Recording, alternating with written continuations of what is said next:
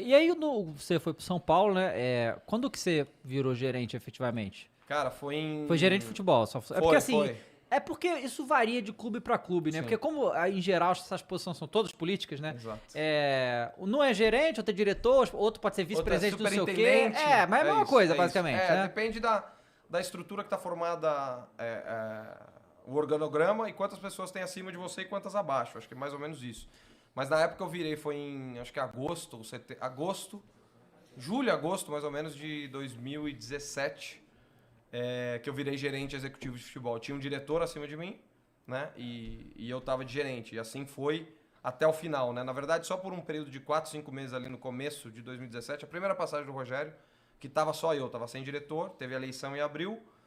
Aí eu continuo e aí já com o Raí, né? A gente já fica um tempo com o Raí ali. E aí, assim, porque pra gente, pra mídia, pra quem só vê, o gerente de futebol é a figura que aparece, aí ele contrata a gente. Mas eu acredito que você fazia muito mais coisa lá, né?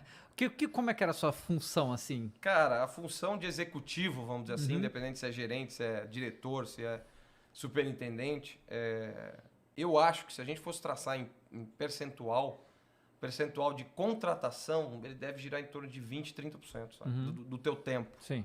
Agora ainda diminuiu, porque agora tem as janelas, né? Antes não tinha, era aquela loucura de você contratar jogador do dia 1º de janeiro ao dia 20 de setembro, né? E agora diminuiu, porque são janelas ao longo do ano. Mas, cara, é assim, é gestão de roupeiro, massagista, médico, fisioterapeuta, fazer com que essas áreas se falem e se conversem, né? Que se integrem.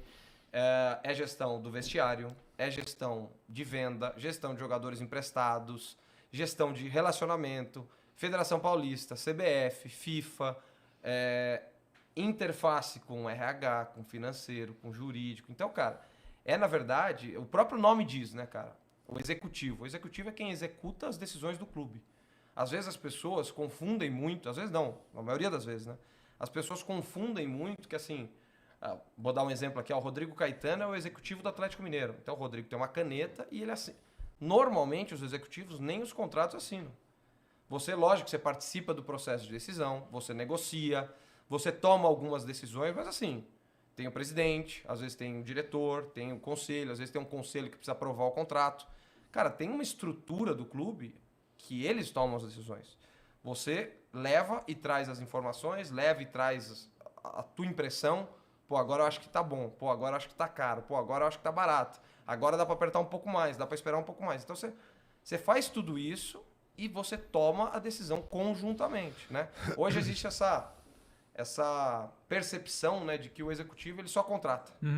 Ele que contratou esse. Não, peraí, cara. Para ele contratar esse, passa hoje pela análise de desempenho, pelo pedido do treinador que está no momento, pelo presidente, pela parte financeira, se aprova ou não. No Vasco era assim. Qualquer um que eu fosse contratar, era passar e, as condições são essas. Esse é o pacote financeiro. Aprova ou não? Aprova. Beleza. Vamos seguir. Não aprova. Não aprova, o que tá faltando? Aperta mais aqui, aperta mais ali, ou tá longe pra caramba, não vai passar. Tá bom, então tira da mesa. Então existe todo um processo, mas o executivo ele acaba ficando como a única pessoa responsável, né? Então quando ganha eventualmente um campeonato, o presidente foi monstro, o treinador, o executivo, todos os jogadores, tudo, né? Quando ganha é a coisa mais maravilhosa só do ganhar. mundo, né? Simples. Agora, quando você perde, né? Sobra pro treinador sempre, em primeiro lugar, né, cara? Sobra agora, tá sobrando muito mais, né? Do que quando eu comecei lá atrás, a gente tá falando de 8 anos atrás, né?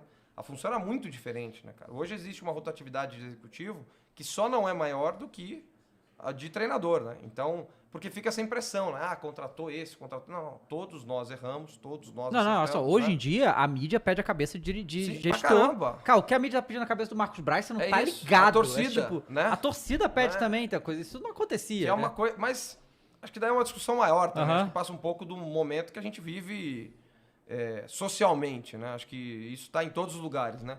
Agora você não gosta do presidente, fora. Não, peraí, cara. O cara foi eleito aí, deixa o cara cumprir. Depois que acabar, tira o cara. Né? Ou ao contrário, né? Mas agora tudo é assim, né? Começa alguma coisa, tem que tirar.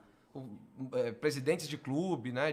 Começou, tem que tirar, tem que derrubar. Aqui no Brasil, principalmente, não sei se só no Brasil, mas a gente tem uma cultura, pelo menos aqui, de tem que ter um culpado. Isso, tem que ter um culpado sempre. O tempo todo. E assim, mas faz parte da função também você ser culpado, sabe, cara? Faz parte da função você ser aquela figura. Você não pode ser, sabe, romântico pra caramba e achar, não, pô, vai sair tudo e vai passar. Não, faz parte. Então tem que estar preparado pra isso também. Mas eu acho que essa função do executivo é isso, assim, ela tem muito do... E as coisas mudam, né, cara? Você pega do Alexandre Matos, que é meu amigo, né, cara? Falo com tranquilidade que é meu amigo, assim. Lá, quando ele saiu do Palmeiras, vai fazer 2, 3 anos, uma das... Porra, eu lembro, a torcida foi na porta da casa dele, tá? Uma das coisas, né, que eu lembro, que pesou muito, a torcida falava assim, tem que tirar o cara, contratou o Veiga e o Scarpa. Porra. Exato. Então, pior que é verdade isso aí, cara. Era assim, e tinha uns outros ainda ali. E aí, porque o Veiga, de fato, foi emprestado para o Atlético Paranaense e tal, o Scarpa não estava jogando. Só que, cara, existe um processo ali para as peças se encaixarem. Às vezes é o próprio jogador, às vezes é o treinador que está no momento, às vezes é o ambiente de pressão que o clube vive e o jogador não consegue desempenhar. Às vezes o jogador estava num clube menor e a hora que pega uma camisa de um clube pesado... É diferente o jeito que ele sente. E você não sabe como ele vai sentir. É só a hora que você dá a camisa pro cara.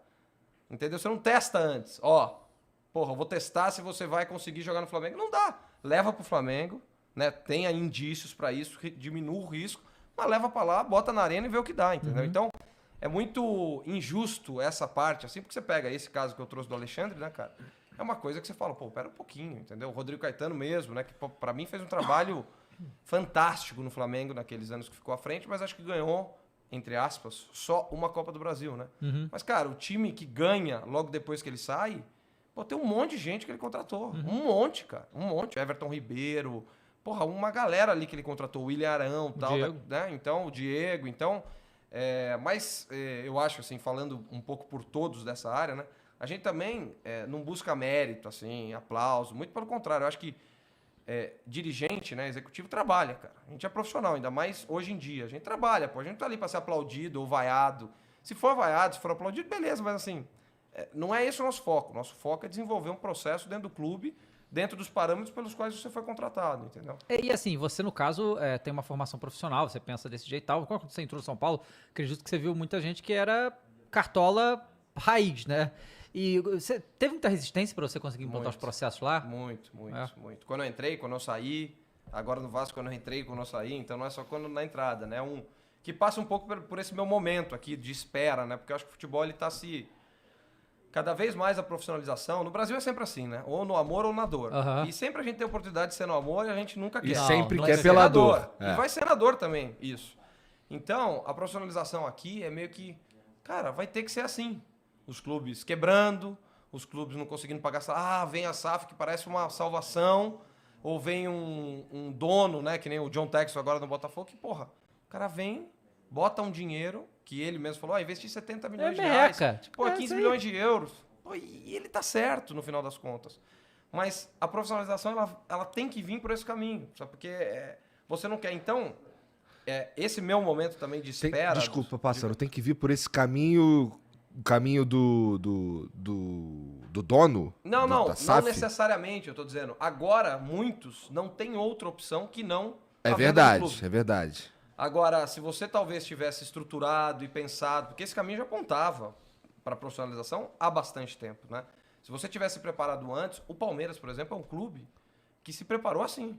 O Palmeiras é um clube político, presidentes políticos, conselhos políticos, não vai ter dono muito cedo, imagino eu. Não deve ter mesmo. Só que o trabalho é um trabalho de continuidade. Um trabalho onde os funcionários, onde todo aquele staff são os mesmos há muito tempo. Parece que eles estão querendo bem do clube. É um trabalho de sequência, né? O Palmeiras, em algum momento, conseguiu quebrar aquilo. Daí é meio ovo a galinha, né? Quebrou porque ganhou ou ganhou porque quebrou, exato. Você fica naquele dilema. Mas eu acho que hoje o futebol ele passa por um momento de profissionalização acelerada na marra, tanto pela SAF quanto pela essa história de liga e etc. E, cara, tendo em vista, né, o que eu vivi nesses últimos 7, 8 anos, e olhando o meu perfil, eu acho que um ambiente mais profissionalizado, né, pode ser de um dono, mas assim, uma coisa com mais processo, tende a casar melhor com o que eu também penso. Porque senão você entra num clube político e você tem que, e eu tô falando do meu exemplo, mas assim, qualquer outro aí que seja profissional. Você fica quebrando parede a todo momento. Quebrando resistência, e você se desgasta.